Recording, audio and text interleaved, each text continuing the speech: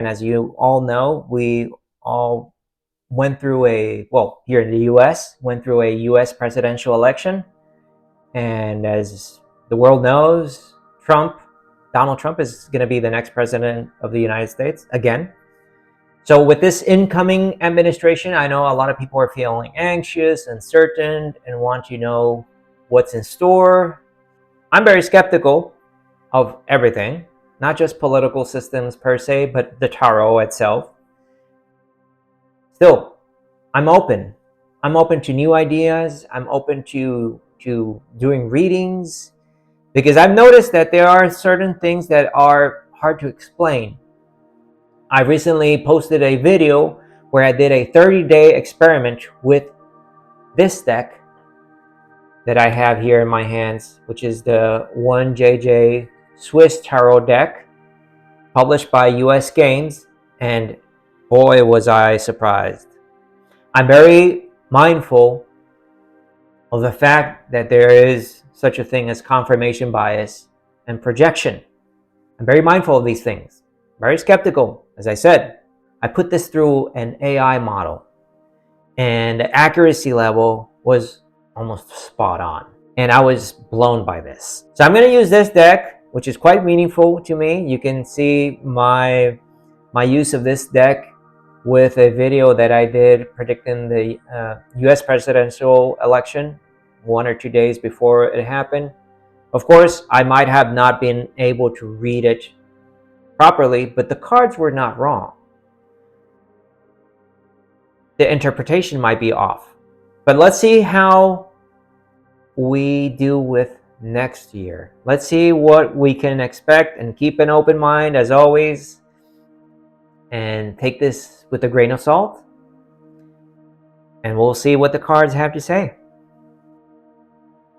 Okay, I just shuffled the cards, and you're gonna be witnessing this reading as I go along and interpret these cards for you. And I'm going to do the Rider-Waite way of interpreting these cards. I know there's many schools of tarot, and someone pointed that out, that with this deck there's a different system of interpretation, but this is the one that I know. I'm going to be very flexible with this. Bear that in mind. We asked the question, what's in store for next year, 2025? And let's draw 3 cards to see what we can expect. The World card, it's interesting. The Knight of Coins or Pentacles. This came up in a previous reading. If you've already seen my other readings, I think you know who this is. If you've seen other videos that I've been posting recently. And this is the 6 of coins or pentacles. Now, let's interpret these. I must say, I'm quite surprised to see this. Let me tell you, a moment ago, I just did a previous reading to this using my own tarot deck, which is the Tarot Neocolonial de las Americas, also available through US Games. And the reading was all coins, all pentacles. So it was quite easy to interpret that to be, it's all about the economy. That's how I saw that. And now I'm seeing a recurring theme with this other deck, also published by US Games, and it's given me also the coins, again, the pentacles. Let's read this. The World card is a card of completion, fulfillment, and unity. It symbolizes the culmination of efforts, the realization of goals, and a sense of harmony within the larger picture. For 2025, the world suggests a year where global interconnectedness becomes a central theme. This could indicate advancements in international cooperation, the resolution of major issues, or a turning point where humanity recognizes its shared destiny. However, the world also reminds us that balance is fragile. While it hints at progress, it underscores the importance of maintaining equilibrium, whether in addressing climate change, fostering peace, or navigating the challenges of global economics and technology. Second card is quite interesting because when I was doing the reading for trying to predict the outcome of the US presidential election, this is the card that came up. This card right here. Interesting. Now we get this card again. The Knight of Coins represents persistence, responsibility, and methodical approach to achieving goals. This card points to steady, grounded progress in 2025. For those of you who don't know, I interpreted this card to be someone practical and progressive. But as you can see, it's about money. It's a guy on a horse. It's a businessman. It's all about business as usual.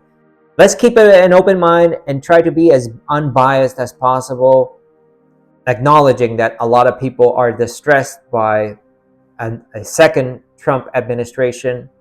Let's just be removed from our whole political affiliations, whatever we might believe. Let's just be open to what the cards have to say. This card suggests that this year will demand practical strategies and hard work rather than quick fixes or impulsive actions. The Knight's focus on material and financial matters hints at economic resilience or rebuilding, emphasizing slow but stable growth. On a broader scale, it reflects the need for sustainable solutions, particularly in industries like agriculture, technology, and infrastructure, as well as in policies that prioritize long-term stability over immediate gains. Now you have the third card, which is the Six of Coins. And the Six of Coins traditionally represents giving and receiving, balance in resources, and fairness. This card suggests that themes of equity and redistribution will continue to dominate discussions in 2025. I just did, again, as I said, a reading previous to this using my deck, Tarot Neocolonial de las Americas, and guess what card showed up for 2025? This same card. The recurring issue seems to be already telling us something. When a card shows twice after a second reading, it's already telling you, pay attention. This is important. So, this might indicate a focus on addressing economic inequality, whether through reforms, philanthropy, or grassroots movements. In this context, the card also reminds us of the fine line between genuine generosity and performative charity. It urges individuals, governments, and organizations to move beyond temporary relief efforts and invest in systematic change that uplifts communities and fosters real fairness. There you go. Six of Pentacles. A lot to be learned. Overall themes in 2025, with the World card, we got global unity and turning points. 2025 will be marked by a sense of interconnectedness and shared purpose, with potential breakthroughs and international cooperation and collective problem solving. But as you all know, and if you've been keeping up with the latest news cycle at a global level, things are not looking that good, right? They're a little tense, to say the least. The political instability in France, the ongoing wars in Ukraine, the Middle East, the tension in South Korea, the ongoing tensions with China and in Russia. These are all things we cannot ignore. They're there, they're present, but there's always been tensions and regional wars in many places on the planet. This is part of what human history is. It doesn't seem to be ending anytime soon. It's just part of how we operate as humans. Keep that in mind. Don't be hooked to the news cycle where you're gonna be doom scrolling forever and seeing the world collapsing, because it's all about perception. And sometimes these news media outlets, they just thrive on fear and fear mongering. Unless you're a powerful player and can do something about it, move on. Do what you can do best. with your talents, your tools, whatever you have at your disposal, just to make this world a little bit better. What goes on in the world is going to keep going on regardless of what you do, but you do your best. With this card, the Knight of Coins, you got the steady progress and sustainability. Grounded, methodical efforts will be key to navigating the year's challenges and emphasizing resilience, responsibility, and long-term planning. And then finally, with the Six of Coins, you got equity and redistribution. The ongoing conversation about fairness, resource redistribution, which will take center stage with opportunities to address inequality meaningfully. Doesn't mean it's going to happen. It's just going to be addressed. It's going to be at the forefront of the conversation. You might see it on social media, mass media apparatus, whatever. It's going to be out there. This reading from the IJJ Swiss Tarot deck highlights 2025 as a year of slow but steady progress, with a focus on global unity, resilience, and fairness. Doesn't mean it's going to happen, as I said. It's just it's going to be at the forefront. It's going to be the part of the conversation. The cards remind us that while we might face challenges, there's a potential for fulfillment and balance if we approach the year with patience, responsibility, and compassion. And as I said before, with my previous reading and with this one, I see the recurring element of coins or pentacles. It's all about the economy.